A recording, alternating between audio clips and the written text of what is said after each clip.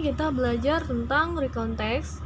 Nah, apa itu recontext? Jadi recontext itu teks yang menceritakan tentang pengalaman atau kejadian yang dialami seseorang di masa lalu.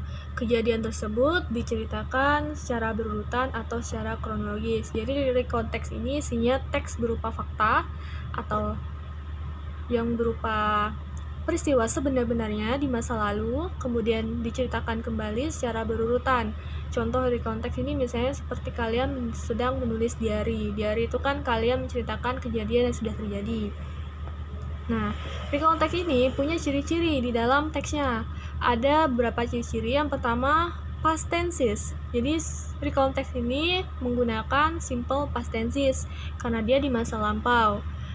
Jadi menggunakan kata kerja bentuk lampau atau kata kerja kedua, misalnya kayak went, saw, visit, dan sebagainya.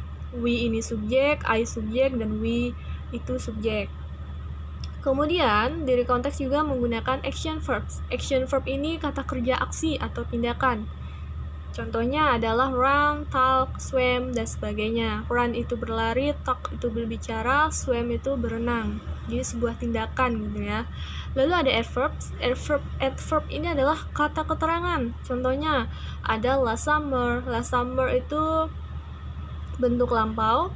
Last itu yang sudah terjadi. Summer itu musim panas. Jadi musim panas yang lalu. Last musim panas terakhir ya. Musim panas sebelum dia bercerita. Yesterday itu kemarin, happily itu kebahagiaan, beautifully itu kecantikan, dan sebagainya. Banyak sekali kata keterangan yang lain. Lalu ada adjective. Adjective ini kata sifat. Nah, kata sifat ini misalnya ada hook, great, bad, expensive, cheap, beautiful, happy, dan sebagainya. Adjective itu kata sifat kayak menyatakan bagus, jelek, mahal, murah, kata sifat. Kemudian ada conjunction atau chronological connector. Jadi menggunakan kata hubung seperti then, before, and, after, dan sebagainya. Then di sini berarti kemudian, before itu sebelum, and itu dan, after itu setelah. Jadi dia punya kata hubung seperti di bahasa Indonesia ya. Nah, kemudian di dalam recontext ini mempunyai strukturnya. Strukturnya itu ada apa? Ada orientation, ada events, dan ada reorientation. Untuk orientation, biasanya itu mengenalkan tokohnya. Mengenalkan tokoh, lalu waktu atau tempatnya. Itu orientation. Kalau events, itu kejadiannya yang diceritakan secara berurutan atau sesuai kronologis. Kalau reorientation itu akhir dari cerita, biasanya berupa kesan atau komentar penulis terhadap cerita tersebut. Nah, sekarang kita lihat contoh dari teks recon-nya. Di sini ada judul teks recon yaitu The Most Important Thing.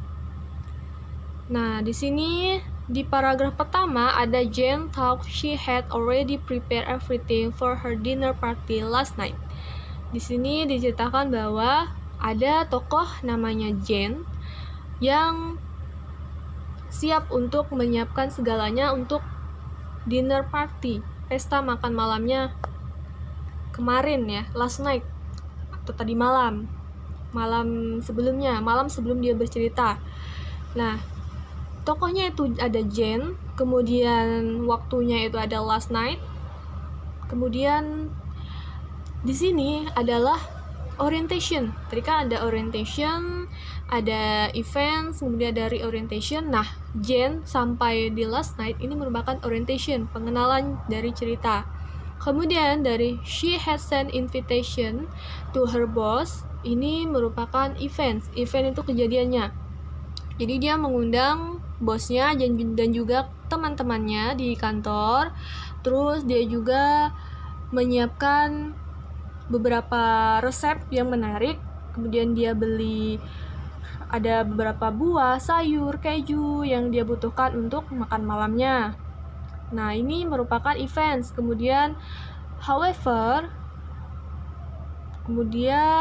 dari however sampai turn the oven on, ini merupakan kejadian juga yang secara berurutan, mulai dari dia mengundang bosnya dan teman-temannya sampai dia lupa bahwa dia tidak menyalakan ovennya. Jadi dia kan tadi mau masak, bersiap-siap masak untuk dinernya, tapi ternyata dia lupa untuk menyalakan ovennya.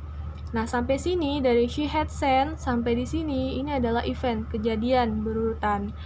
Kemudian dari Jane felt foolish sampai important thing ini merupakan reorientation atau akhir dari cerita.